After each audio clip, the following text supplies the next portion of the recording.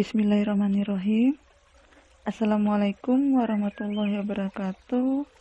Selamat pagi siswa dan siswi kelas 7 SMP Terbuka Negeri 5 Medan dimanapun kalian berada. Alhamdulillah kita masih diberikan umur dan kesempatan pada pertemuan kedua kali ini untuk materi pembelajaran bidang studi ilmu pengetahuan sosial. Tetap semangat dan jaga kesehatan selalu. Tujuan pembelajaran kita adalah 1. Siswa dapat mengidentifikasi letak wilayah Indonesia. 2. Siswa dapat mengidentifikasi batas dan luas wilayah Indonesia. 3. Siswa dapat mengidentifikasi keunggulan letak wilayah Indonesia. Baiklah, kita mulai saja pembelajaran kita.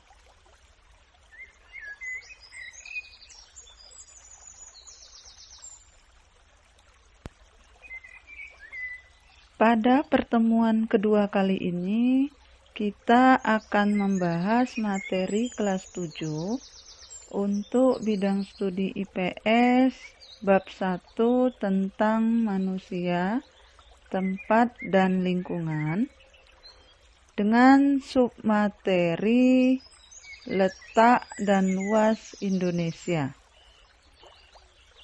Baik, kita mulai saja. Letak dan luas Indonesia. 1. Pemahaman lokasi melalui peta. Lokasi pada suatu tempat dapat kita lihat pada sebuah peta. Pengertian peta adalah gambaran permukaan bumi pada suatu bidang datar dan diperkecil dengan menggunakan skala. Pada peta terdapat sejumlah informasi yang menyertainya.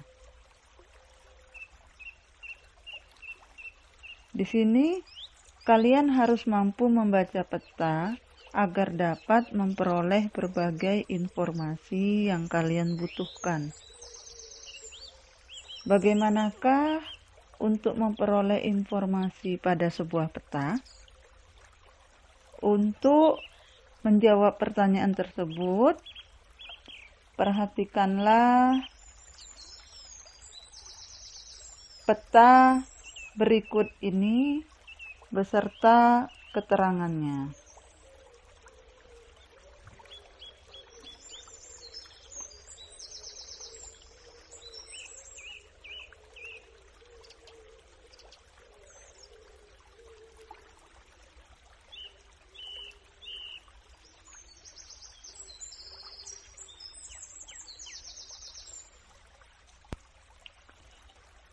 Sebuah peta terdiri atas beberapa komponen penyusunannya.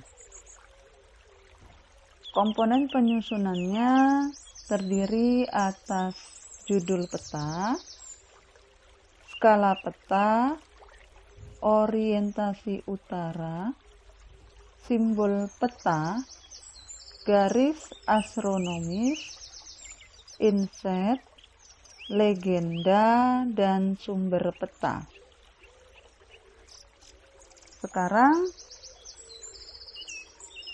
pengertian yang pertama, pengertian judul peta. Judul peta menunjukkan isi suatu peta. Sebagai contoh, judul sebuah peta penggunaannya lahan di Indonesia, maka isi dari peta tersebut adalah sebaran penggunaan lahan yang ada di Indonesia, berupa permukiman, hutan, perkebunan, dan lain-lain. Yang kedua ada skala peta. Skala peta menunjukkan perbandingan antara jarak di peta dengan jarak sesungguhnya di lapangan.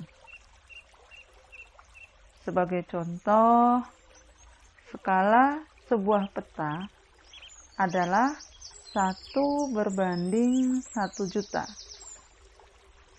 Berarti objek yang jaraknya 1 cm di peta berbanding dengan 1 juta cm atau 10 km di lapangan. Skala peta dapat kita bedakan menjadi dua, yaitu skala angka dan skala garis atau skala grafis.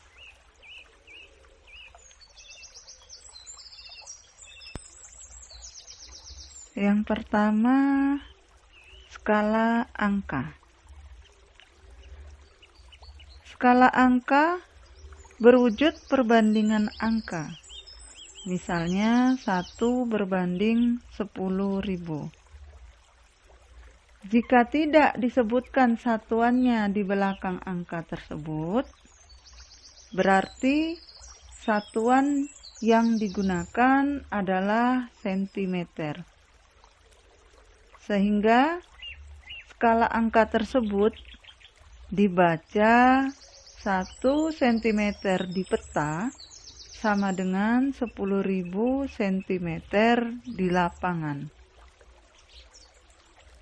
Yang kedua, skala garis atau disebut juga dengan skala grafis. Skala garis atau skala grafis adalah skala peta yang berbentuk garis dengan ukuran tertentu. Skala grafis biasanya ada dalam kolom legenda. Jika contoh skala grafis tersebut dibuat skala angkanya, maka skalanya adalah 1/500.000 karena 1 cm di peta berbanding 5 km di lapangan. Satuan dalam kilometer diubah menjadi sentimeter, sehingga 5 km jika diubah ke dalam sentimeter menjadi 500.000 cm. Karena itu, skala peta menjadi 1/500.000.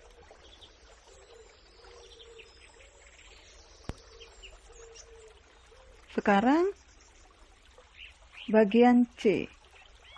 Jadi tadi yang A itu judul peta, B skala peta, sekarang C. C orientasi utara. Biasanya sebuah peta memiliki orientasi arah utara. Bentuk orientasi itu ditunjukkan oleh simbol yang berbentuk panah dengan bentuk yang bervariasi. Penempatannya pada kolom legenda atau bagian yang kosong di muka peta.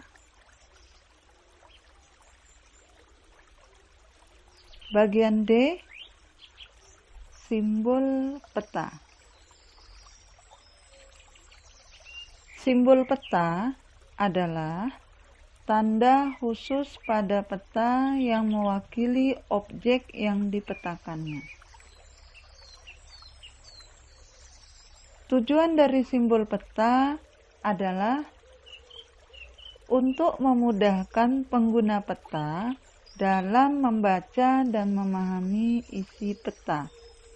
Berdasarkan bentuknya, simbol peta dapat dibedakan menjadi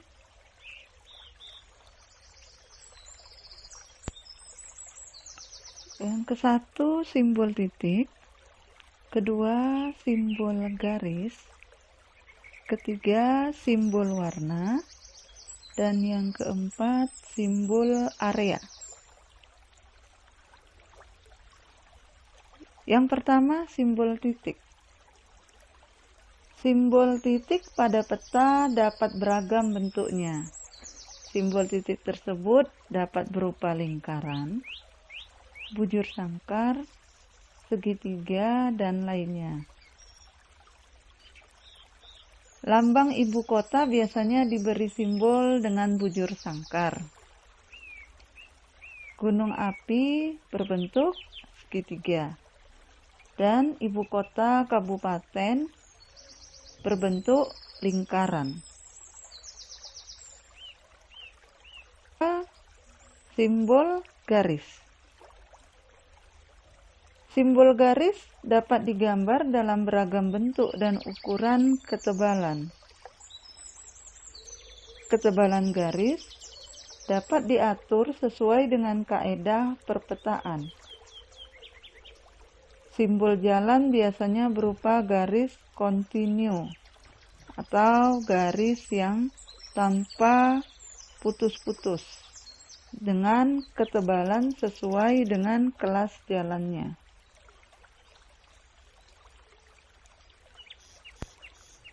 Yang ketiga, simbol warna. Simbol warna dapat digunakan pada peta dengan aturan tertentu. Tidak sembarang warna dapat kita gunakan untuk objek-objek tertentu karena ada aturan perpetaan. Contohnya, warna perairan seperti sungai, danau, dan laut itu diberi warna biru. Untuk jalan diberi warna merah.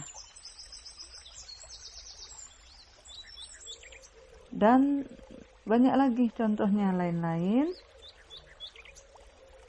Warna ketinggian dan kedalaman itu disesuaikan dengan objeknya yang menunjukkan adanya perubahan secara teratur dan seterusnya. Misalnya, kedalaman laut diberi warna biru dengan tingkat perubahan yang teratur dari biru terang ke biru gelap. 4. Simbol area.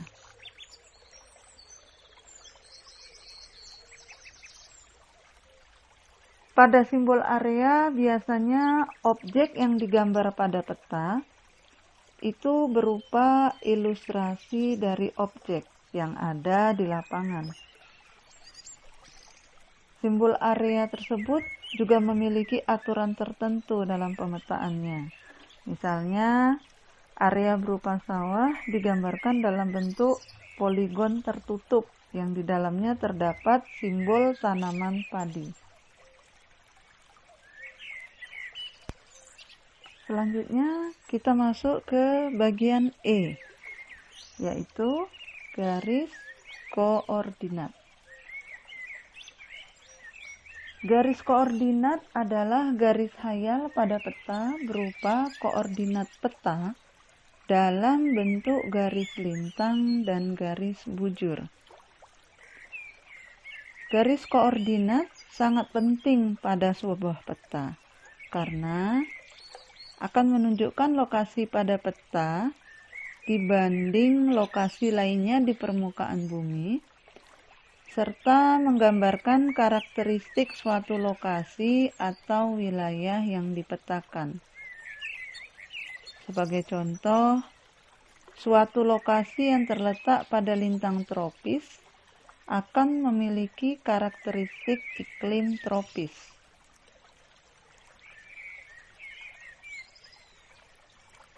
Bagian F, insert. Insert adalah merupakan peta kecil yang ada pada suatu peta untuk menunjukkan lokasi daerah yang dipetakan di antara lokasi lainnya yang lebih luas.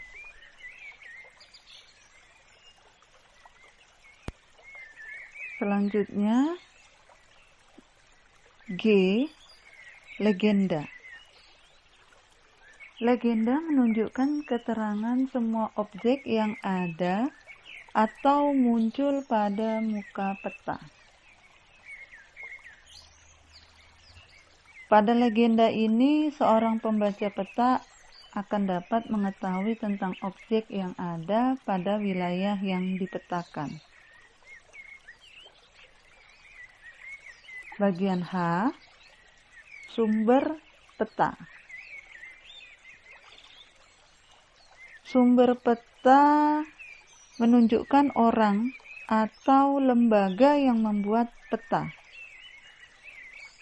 Dari sumber peta ini, kita dapat memperoleh informasi untuk membuat peta, sehingga bisa kita nilai kualitas peta yang akan dihasilkan.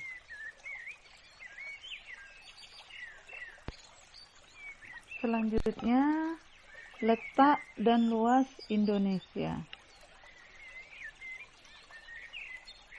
Letak suatu tempat di permukaan bumi tidak hanya sekedar menunjukkan posisinya di antara tempat lainnya. Letak suatu tempat menunjukkan pula karakteristik tempat tersebut. Sebagai contoh, suatu tempat berada di daerah pantai.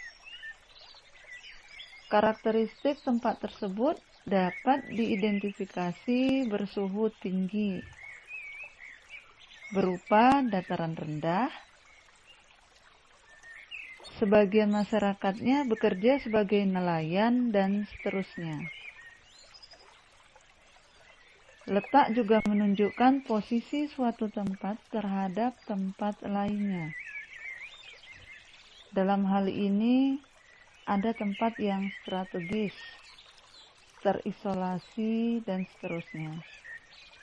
Sebagai contoh, suatu tempat berada di pusat kota.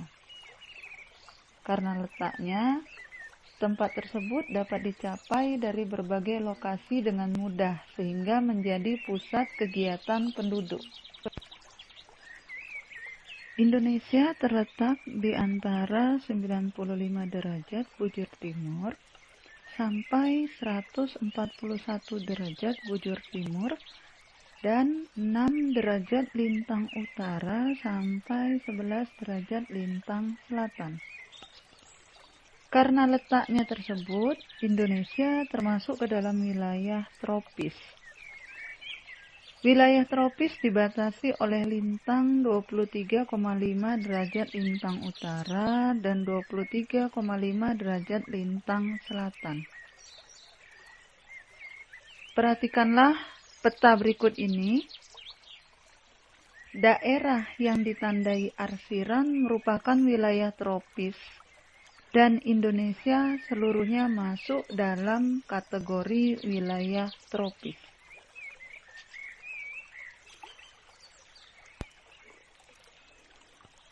Selain dilihat dari posisi koordinatnya atau letak astronomis, letak suatu tempat juga dapat dilihat secara geografis. Sekarang pertanyaannya, apa yang dimaksud dengan letak geografis? Letak geografis merupakan posisi suatu wilayah atau negara dilihat dari kenyataan di permukaan bumi. Secara geografis, Indonesia berada di antara dua benua, yaitu benua Asia yang terletak di sebelah utara Indonesia dan benua Australia yang terletak di sebelah selatan Indonesia. Selain itu, Indonesia juga berada di antara dua samudra, yaitu Samudra Pasifik di sebelah timur Indonesia dan Samudra Hindia di sebelah barat Indonesia. Wilayah Indonesia juga berbatasan dengan sejumlah wilayah, baik wilayah negara atau samudra. Indonesia berbatasan dengan 10 negara tetangga, baik berupa batas darat maupun batas laut. Indonesia berbatasan di darat dengan negara Malaysia, Papua Nugini, dan Timur Leste. Sedangkan batas lautnya dengan negara India, Thailand, Malaysia, Singapura, Vietnam, Filipina, Palau, Papua Nugini, Australia, dan Timur Leste.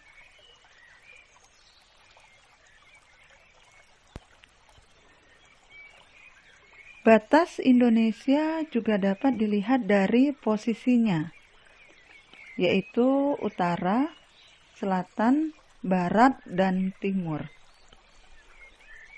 Sebelah utara Indonesia berbatasan dengan Malaysia, Singapura, Palau, Filipina, dan Laut Cina Selatan. Sebelah selatan Indonesia berbatasan dengan Timur Leste, Australia, dan Samudra Hindia.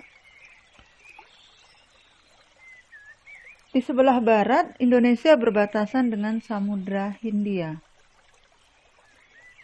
Sedangkan di sebelah timur, Indonesia berbatasan dengan Papua Nugini dan Samudra Pasifik. Apa keuntungan letak geografis bagi Indonesia? Letak geografis Indonesia sangat strategis karena menjadi jalur lalu lintas perdagangan dunia antara negara-negara dari Asia Timur dengan negara-negara di Eropa, Afrika, Timur Tengah, dan juga India. Kapal-kapal dagang yang mengangkut berbagai komoditas dari Jepang, Cina, dan negara-negara lainnya melewati Indonesia menuju negara-negara tujuan di Eropa. Indonesia juga dilewati jalur perdagangan dari Asia ke arah Australia dan Selandia Baru.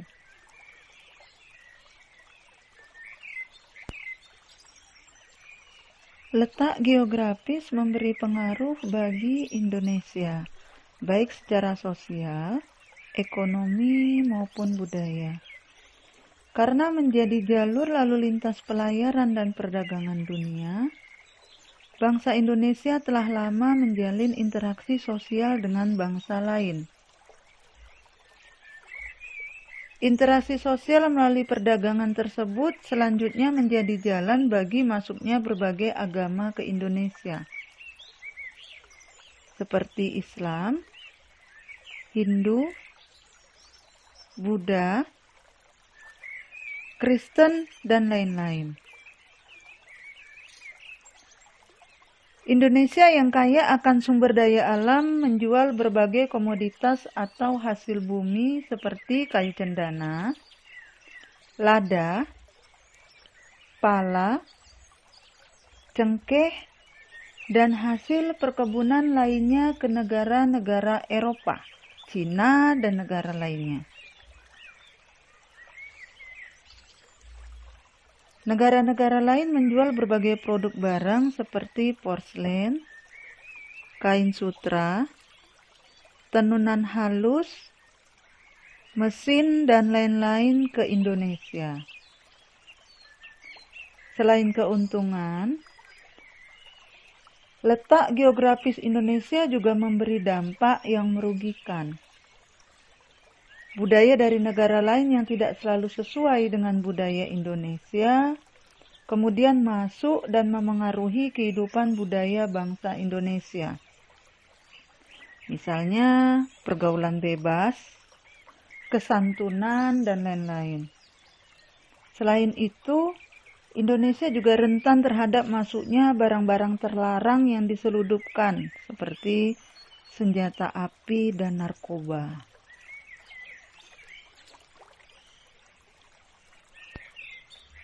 Jika kamu perhatikan peta jalur perhubungan dunia, tampak banyak alternatif rute pelayaran dunia. Jalur pelayaran tersebut melewati sejumlah selat di dunia. Selat mana saja yang dilewati? Tulislah nama-nama selat dan nama negara yang menguasai selat tersebut. Walaupun tampak rumit, rute pelayaran utama atau core route pelayaran dunia relatif sederhana, yaitu menghubungkan Amerika Utara, Eropa, dan Asia Pasifik melalui terusan Suez, Selat Malaka, dan terusan Panama. Perhatikanlah, Indonesia dilalui oleh jalur pelayaran utama dunia. Jalur utama tersebut merupakan jalur pelayaran perdagangan paling penting dan melayani pasar utama dunia. Di samping itu, terdapat rute pelayaran pendukung atau disebut juga dengan secondary routes yang melayani pasar yang lebih kecil. Selain dilalui jalur utama, Indonesia juga dilalui oleh jalur pelayaran sekunder. Indonesia berada di benua Asia yang saat ini perkembangan ekonominya sangat cepat. Pernahkah kamu mendengar tentang kemajuan yang pesat dari negara Jepang, Cina, Korea, dan Taiwan? Kemanakah mereka menjual produk-produknya? Jalur mana yang mereka gunakan untuk mengirim produknya? Lautan dan negara mana saja yang mereka lewati untuk mengirimkan barangnya ke Australia, Eropa, Afrika, dan Asia Barat Daya? Amati peta jalur perhubungan dunia untuk menentukan negara-negara yang dilewati jalur perdagangan tersebut. Jika kamu perhatikan peta jalur perhubungan dunia, tampak negara-negara Asia Timur seperti Jepang dan Korea Selatan menggunakan jalur Selat Malaka untuk mengirimkan barang-barang ekspor ke berbagai wilayah di dunia seperti Afrika, Timur Tengah, dan Eropa. Demikian halnya dengan negara-negara Eropa yang menggunakan Selat Malaka untuk menyalurkan ekspornya ke berbagai negara di Asia. Keuntungan posisi Indonesia juga dapat dilihat secara geologis. Indonesia berada pada jalur pertemuan 3 lempeng, yaitu lempeng Eurasia, lempeng Pasifik, dan lempeng Hindia. Posisi tersebut membuat Indonesia memiliki banyak gunung api. Keuntungan dari letak geologi seperti ini adalah beragamnya potensi sumber energi dan mineral.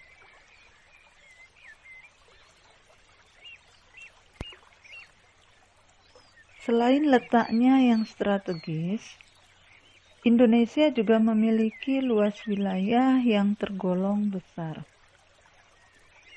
Badan Informasi Geospasial atau disebut juga dengan BIG menyebutkan bahwa wilayah Indonesia terdiri atas daratan seluas 1.922.570 km persegi dan perairan seluas 3.257.483 km persegi.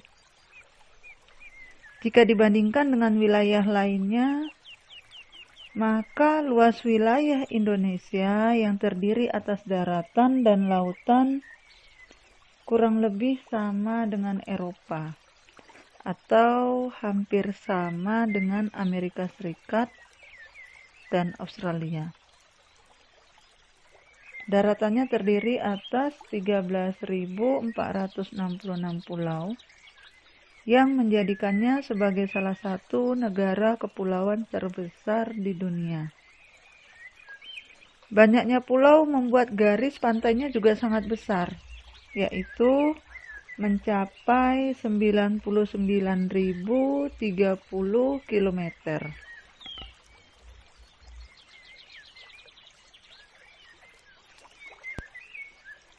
Itulah materi kita pada bab 1 tentang manusia, tempat, dan lingkungan dengan submateri letak dan luas Indonesia. Sekarang ada beberapa pertanyaan yang harus kalian jawab.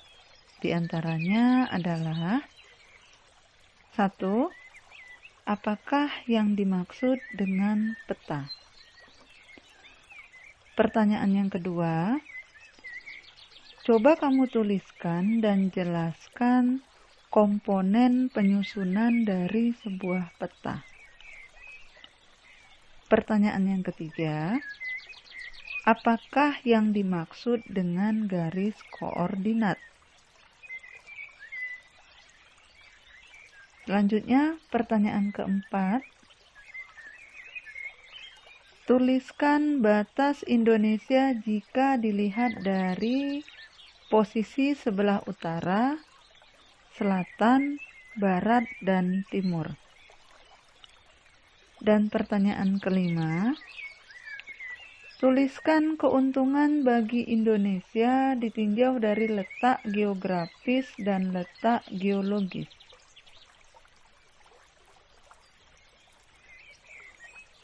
Demikianlah yang bisa saya sampaikan dan terima kasih telah mengikuti pelajaran ini. Terima kasih juga atas perhatiannya. Kurang dan lebihnya saya mohon maaf. Semoga pertemuan ini dapat bermanfaat. Akhir kata saya ucapkan billahi taufik wal hidayah. Wassalamualaikum warahmatullahi wabarakatuh. Selamat pagi.